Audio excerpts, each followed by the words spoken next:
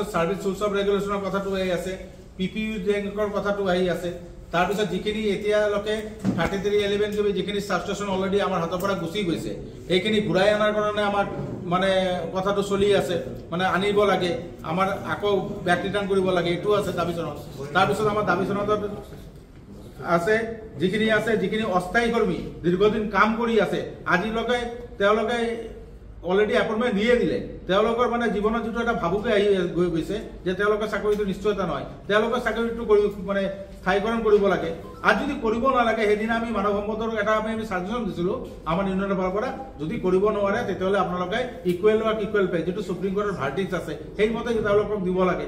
আৰু তেওঁ যেনেকৈ আমাৰ এটা স্থায়ী এমপ্লয়ী আফটাৰ ৰিটায়াৰমেণ্টৰ পিছত গৈ কিনি তেওঁলোকে এটা হেৰি পায়, কি বুলি কয়, গ্ৰেচুইটি এটা পায়। তা আমি কৈছোঁ যে কমচে কম মিনিমাম 12 লাখ to 15 লাখ এটা দিব লাগে তেওঁলোকক, যিহেতু তেওঁলোকে এই অনুষ্ঠানটো দীৰ্ঘদিন ধৰি ৰ'দে বৰষুণে ধুমুহাতে কাম চাম কৰি থাকে আৰু তেওঁলোকে সেৱা প্ৰদান কৰিলে ৰাইজক, গতিকে এইটো পাব লাগে, অনাৰেৰী হিচাপে পাব লাগে, এই কথাখিনি কোৱা আছে। তাৰপিছত আমাৰ ৰিচেণ্ট জেনেৰেশ্যনত যিটো আছে আমাৰ সনিৰ্ভৰশীল হ'ব লাগে, কাৰণ কি আমাৰ জেনেৰেশ্যনত যিখিনি প্ৰডাকশ্যন আছে প্ৰডাকশ্যনটো বঢ়াব লাগে। কাৰণ কি ইতিমধ্যে দেখা গৈছে যে আমাৰ যেটো 2025 এমেন্ডমেন্ট যেটো আহি আছে, এইটো এটা ভয়ংকৰ নীতি। তাৰ যেটো যদি এই নীতিটো যদি লাগু হয়, কেন্দ্ৰীয় চৰকাৰে যদি লাগু কৰে, তেতিয়াহ'লে কিন্তু আমাৰ অসমৰ জনসাধাৰণৰ বিশেষকৈ মানে অভিজ্ঞপ্ত মানে জীৱন কৰিব, তেওঁলোকে অসুবিধা হ'ব, কৃষক শ্ৰমিকে অসুবিধাত মানে ভুক্তভোগী হ'ব।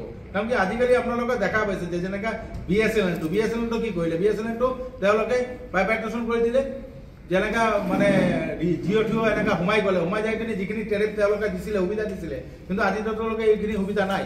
আজি 3 গুণ বেছি আমি ৰেভিনিউ ভৰিব লাগে। তো গতিকে ঠিক ইলেক্ট্ৰিচিটিৰ ক্ষেত্ৰতো এনেকা আহি আছে। আৰু যিটো কষ্ট ছাবচিডি এইবিলাকৰ কথাটো আহি আছে, এইবিলাক উঠি যাব। গতিকে 2025 এমেন্ডমেন্ট কেন্দ্ৰ চৰকাৰে যিটো লাগু কৰিব খুজিছে, এইটো কিন্তু আমি মানে তীব্ৰ বিৰোধিতা কৰিম। আমি এতিয়ালৈকে আমি টোটাল আমি 7000 আছো। আমি সেইখিনি তেওঁ এটা ভাল পদক্ষেপ লৈছিলে, লোৱাৰ পিছত তেওঁ কৈছিলে যে এইখিনি দি দিব লাগে, যেহেতু এটা টাইম মানে ডিউৰেশ্যন হৈ গৈছে, তেওঁলোকক পদোন্নতিটো দি দিব লাগে, এই কথাখিনি তেওঁ কৈছিলে। কিন্তু দেখা গৈছে যে আজি ডেটলৈকে মেনেজমেণ্টে কোনো ধৰণৰ পদক্ষেপ লোৱা নাই।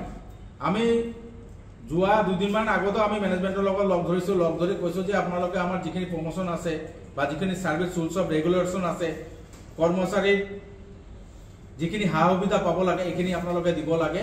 আৰু যদি নিদিয়ে তেতিয়াহ'লে কিন্তু আমি 2 তাৰিখৰ পিছত আন্দোলনৰ কাৰ্যসূচী হাতত ল'বলৈ বাধ্য হ'ম। তো মেনেজমেণ্টৰ লগত যিখিনি চিঠি পত্ৰ দিয়া বা আলোচনা বিলোচনা হৈ গৈছে, কিন্তু আজিলৈকে দেখা গ'ল যে তেওঁলোকে কোনো পদক্ষেপ নল'লেই। তেওঁলোকে এটা বস্তুৱে ভাল পায়, আছাম টাইমছ পাৱাৰ ৱৰ্কাৰ্ছ ইউনিয়নে যাতে আন্দোলন কৰে সেইটোৱে তেওঁলোকে ভাল পায়। আৰু এইটো কথা তেওঁলোকে স্পষ্টভাৱে কৈছে যে আমি Assam times power workers union জন্মলগ্নৰ পৰা আন্দোলন কৰিবলৈ আমি ভাল নাপাওঁ। আমি সদায় মেনেজমেণ্ট আপোনালোকৰ লগত আলোচনা কৰি সমস্যাবিলাক সমাধান কৰিব খোজোঁ। আৰু আপোনালোকে যদি ভাবে যে আন্দোলন কৰিলে আপোনালোকে ভাল পায়, তেতিয়াহ'লে কিন্তু অহা 2 তাৰিখৰ পিছত আমি এটা সিদ্ধান্ত ল'ম, আমাৰ যিটো ফাৰ্ষ্ট কাৰ্যনিৰ্বাহক সমিতিৰ সিদ্ধান্ত ল'ম যে আমি আন্দোলনৰ কাৰ্যসূচী হাতত ল'ম। সেই উপলক্ষে আজি আমাৰ সিদ্ধান্ত হৈ গৈছে। আৰু ধুবুৰী অধিৱেশনত যিখিনি আমি দাবী চনত দিছোঁ, এইটো অহাকালি আমি তেওঁলোকক আমি ছাবমিট কৰিম। আৰু আমি এই মাহৰ ডিচেম্বৰ মাহৰ 18 তাৰিখে পুৱা 10 বজাৰ পৰা 12 বজালৈ 2 ঘণ্টা ধৰ্ণা কাৰ্যসূচী আমি গোটেই ইলেক্ট্ৰিকেল চাৰ্কল ডিভিশ্যনত আমি কৰিম, গোটেই অসমত। শদিয়াৰ পৰা ধুবুৰীলৈকে এই আন্দোলনখিনি হ'ব।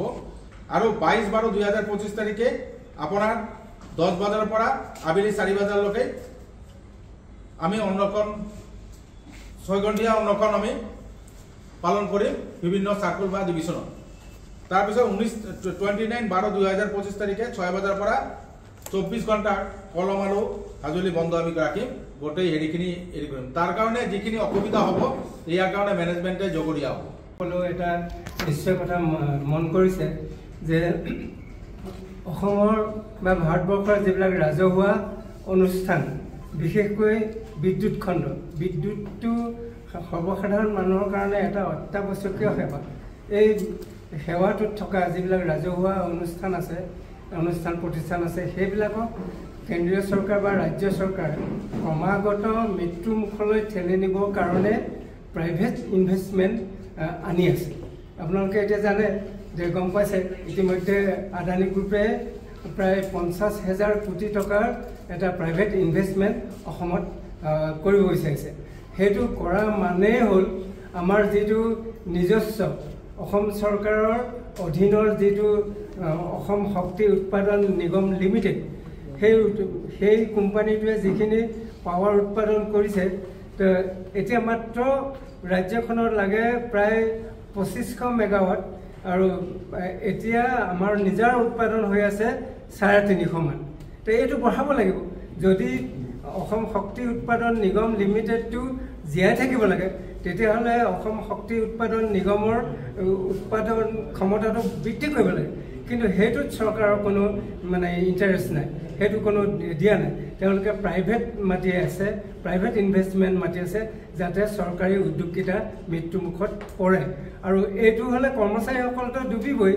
তো ৰাইজৰ কি হ'ব ৰাইজেওতো ডুবিব এতিয়া আদানী গ্ৰুপে কৈছে 6 টকা তেওঁলোকৰ পৰা 6 টকাত কিনিব লাগিব তো আমি 6 টকাতকৈ কমটি ৰেটত দি আছোঁ বৰ্তমান ৰাজহুৱা খণ্ডত তেওঁলোকৰ পৰা যদি আমি 6 টকাত কিনো তেতিয়াহ'লে নিশ্চয় তাতকৈ ওপৰত আমি বিক্ৰী কৰিব লাগিব আমাৰ APDCL হওক বা জেনেৰেশ্যনৰে হওক জেনেৰেশ্যনটোতো মৰিবই APDCL যিটো মাৰ্কেটিং কৰে সেই মাৰ্কেটিং কৰিবলৈ যাওঁতে অকণমান নিজৰ কাৰণে লাভ ৰাখিবলৈ হ'লেও 6 টকাৰ ওপৰত বিক্ৰী কৰিবলৈ তেতিয়া মাধৱ মাৰটো কোনে খাব মাধৱ মাৰটো অসমৰ ৰাইজে খাব গতিকে আমি আসাম ষ্টেট পাৱাৰ ৱৰ্কাৰ্ছ ইউনিয়নৰ তৰফৰ পৰা আমাৰ সাংবাদিক বন্ধু আৰু সংবাদ মাধ্যম আৰু অসমৰ জনসাধাৰণ এইটো আবেদন কৰিব খোজোঁ যাতে যিটো প্ৰাইভেট ইনভেষ্টমেণ্ট হৈছে সেইটো ক'ৰবাত হওক খুব লিমিটেড হওক কিন্তু ৰাজহুৱা খণ্ডৰ উদ্যোগবিলাকক মৃত্যু মুখত পেলাই নহওক হ'ব পাৰে প্ৰাইভেট ইনভেষ্টমেণ্ট হ'ব পাৰে সেইটো এটা লিমিটেড হওক আৰু যিখিনি ৰাজহুৱা খণ্ডৰ উদ্যোগ আছে বিশেষকৈ বিদ্যুৎ উদ্যোগ আছে সেইবিলাক মানে তাৰ উৎপাদন ক্ষমতা বা তাৰ যি এক্সিষ্টেঞ্চৰ কাৰণে জীয়াই থাকিবৰ কাৰণে যিখিনি কৰিব লাগে সেইখিনি চৰকাৰে দায়িত্ব ল'ব লাগে এইটোৱে আমাৰ আহ্বান যিকোনো খবৰৰ বাবে যোগাযোগ কৰক 7099017330 লগতে 7099017110 নম্বৰত